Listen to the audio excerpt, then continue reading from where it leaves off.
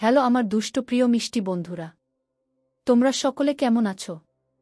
বন্ধুরা, তোমাদের জন্য নতুন একটি গল্প নিয়ে চলে আসছি।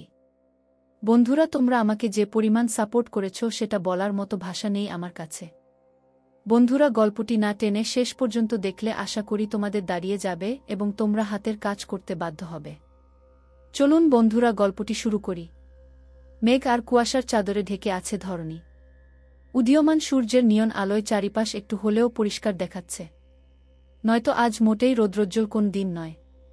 স্বাভাবিক হাইওয়ে রাস্তার থেকেও কয়েক গুণ প্রশস্ত পিচ ঢালা কুচকুচে কালো রাস্তার মাঝ বরাবর এক নাগারে সাদা রঙের ব্রোকেন লাইন রোড মার্কিং টানা। ঠিক তার দুই পাশে পাহারাদারের মতো মাথা উঁচিয়ে দাঁড়িয়ে আছে ছোট বড় সারি সারি ম্যাপল গাছ। ম্যাপল গাছের ছোট ছোট বিশেষ আকারের রঙিন পাতাগুলি যেন এক একটা শিল্পের নান্দনিক কারুকাজ। দেখলে মনে হবে রোদহীন মেঘে ঢাকা দিনে রাস্তার পাশের এই লাল কমলা ম্যাপল লিফগুলোই আলো ছড়াচ্ছে পুরো রাস্তা জুড়ে, even without any single penny. পথচারীদের যাতায়াত সুবিধার্থে সুন্দর আকর্ষণীয় ম্যাপল গাছের অন্য পাশ দিয়ে চলে গিয়েছে আরও একখানা তকতকে সরু রাস্তা। সেই রাস্তা ধরেই পায়ে পায়ে এগুচ্ছে শাইনি আর অরু। চাশমিশ আর এক্সট্রোভার্ট শাইনি বরাবরের মতোই এক মনে কথার দোকান খুলে বসেছে। ওদিকে ওর একটা কথাও অরু ভালোমতো মন দিয়ে শুনছে কিনা সেটা বোধ করা দুষ্কর। শাইনির কথা মন দিয়ে না শোনার অবশ্য যথাযথ কারণ আছে বইকি। ধবধবে শুভ্র রঙা চিকনকারি চুড়িদার সেই সাথে গ্রে রঙের উলের পাতলা সোয়েটার পরে পুরোদমে বাঙালি সেজেই ঘুরে বেড়াচ্ছে অরু। ওদিকে শাইনির পরনে স্কিনি জিন্সের সাথে ভারী কালো কোট। আজ রবিবার, মানে উইকেন্ড। এই মেঘলা শীতল উইকেন্ডের সকালবেলা কমফোর্টার মুড়ি দিয়ে কেবলি এপাশ থেকে ওপাশ ঘুরে শুয়েছিল অরু।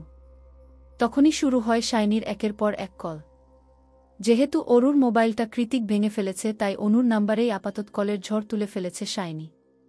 শেষ মেশ না পেরে বিদেশি আদলের একমাত্র বাঙালি বান্ধবীর কথা রাখতেই সকাল সকাল ক্যাম্পাসে চলে এসেছে অরু।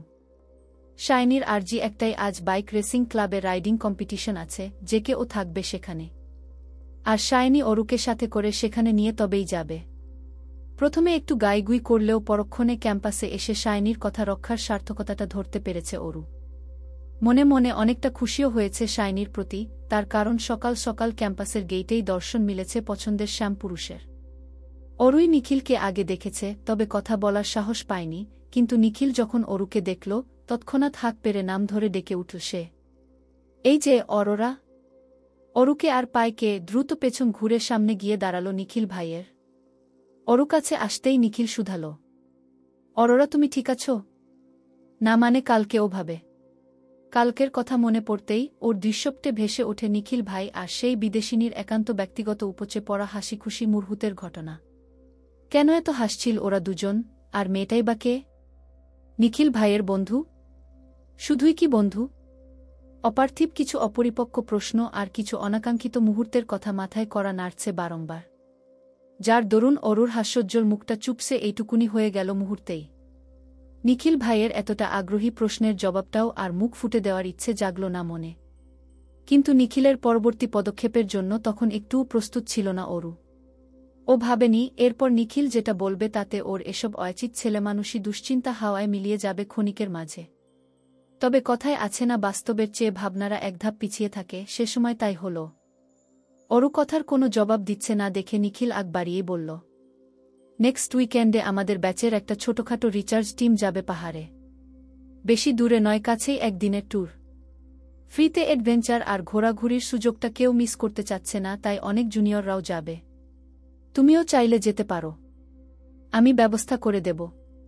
লাজুক অরু ঠাস করে বলে দিতে পারল না যে হ্যাঁ হ্যাঁ নিখিল ভাই, আমিও যেতে চাই আপনার সাথে। তার বদলে ছোট্ট করে হুম শব্দটা উচ্চারণ করে শুধু একপাশে মাথা কাত করে সম্মতি জানাল ও। অরুর সম্মতি জানাতে যতক্ষণ, তারপর আর এক দণ্ড দাঁড়াল নিখিল। প্রচণ্ড বেগে এক প্রকার তারা দেখিয়ে তৎক্ষণাৎ জায়গা ত্যাগ করল সে। সেই তখন থেকে জেকে স্যারের গুণগান করে যাচ্ছে শাইনি, মাঝে মধ্যে নিজের কথা সামিল করতে দু একবার অরুকেও বলছে, তাই না বলো? অরু শাইনির কথা মতো হুম হা করছে ঠিকই, তবে ওর মনে চলছে অন্য কিছু। সেটাও অন্য কাউকে নয়, স্বয়ং কৃতিককে নিয়েই। ও ভাবছে ট্যুরের কথাটা আপা জানলে যেমন তেমন বকাঝকা করে হলেও শেষমেশ যেতে দিতে রাজি হবে। কিন্তু কৃতিক, এই ঘাড় তেরা লোক তো জীবনেও রাজি হবে না। উল্টে এমনভাবে চোখ রাঙাবে যে ভয়ে অরুর ছোট্ট হৃৎপিণ্ডটা ওখানেই কাজ করা বন্ধ করে দেবে। তাহলে সাত করে নিখিল ভাইকে যে আশ্বাস দিয়ে এলো তার কি হবে? এই অরু, শুনতে পাচ্ছ আমার কথা? হুট করে শাইনির কনুইয়ের গুতোয় সম্বিত ফিরে পেল অরু ও কাঠেল পুতুলের ন্যায় উপর নিচ হ্যাঁ সূচক মাথা নাড়িয়ে বলল, হ্যাঁ হ্যাঁ শুনছি, বলো বলো, তারপর? শাইনি ভ্রুকুচকে বিরক্তি ভাব প্রকাশ করে বলে, কিসের তারপর? দেখো আমরা চলে এসেছি, অলরেডি রেসিং শুরু হয়ে গিয়েছে, তাড়াতাড়ি এসো। রাস্তার দুধারে থ্রিলিং প্রিয় মানুষদের শয়ে শয়ে ভিড়। সেই গাদাগাদি আর ভিড়ের ফাঁক গলিয়ে ওরা দুজনও জায়গা করে নিল রাস্তার এক কোণে। ওরা যতক্ষণে এসেছে ততক্ষণে বাইকাররা ইতিমধ্যে প্রতিযোগিতায় ব্যস্ত। অডিয়েন্সদের পাশে এসে দাঁড়াতে দাঁড়াতে অরু শুনতে পেল জেকে নামের উচ্ছ্বাস। তার মানে শাইনি শুধু একা নয়, এরাও রাইডার জেকের ভক্ত। আচ্ছা, এরা কেন এত পাগল কৃতিকের জন্য?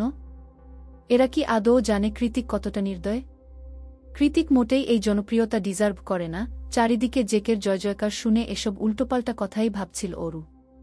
তখনই শাইনি আবারও অরুকে ডেকে বলে, ও মাই গড, দেখো দেখো, অ্যাগেইন চ্যাম্পিয়ন। অরু এবার সচকিত হয়ে বাইকগুলোর দিকে দৃষ্টি নিক্ষেপ করল।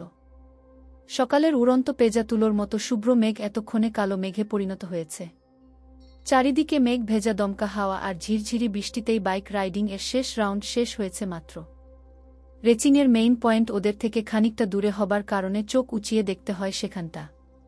তবে এতটা দূর থেকেও স্ট্যান্ড করানো বাইকগুলোর মধ্যে সারির প্রথম বাইকটাতে বসা ব্ল্যাক লেদার জ্যাকেট আর ব্ল্যাক হেলমেট পরিহিত বাইকারটাই যে কৃতিক সেটা বুঝতে বাকি নেই অরুর।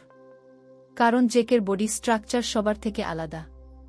কাল্পনিক গ্রিক গডের বাস্তব চিত্র বলা চলে। এক ঝলকে দেখলে মনে হবে উপরওয়ালার শখের কারুকাজ এই জায়ান কৃতিক নামক সুদর্শন পুরুষটা। তবে কৃতিকের সৌন্দর্য নিয়ে অরুর এসব অগভীর ভাবনা বেশিক্ষণ স্থায়ী হল না। তার আগেই চোখের সামনে দৃশ্যমান হল এক অপ্রীতিকর নিন্দনীয় ঘটনা। অরুদের থেকে বেশ অনেকটা দূরে রাস্তার ঠিক মাঝখানে ফেলে অন্য এক প্রতিযোগীকে হকিস্টিক দিয়ে ইচ্ছে মতো মারছে কৃতিক। ওর মারের গতিবেগ এতটাই বেশি যে লোকটা উঠে দাঁড়ানোর সুযোগটুকু পর্যন্ত পাচ্ছে না। কিন্তু এভাবে মারার কারণ কি?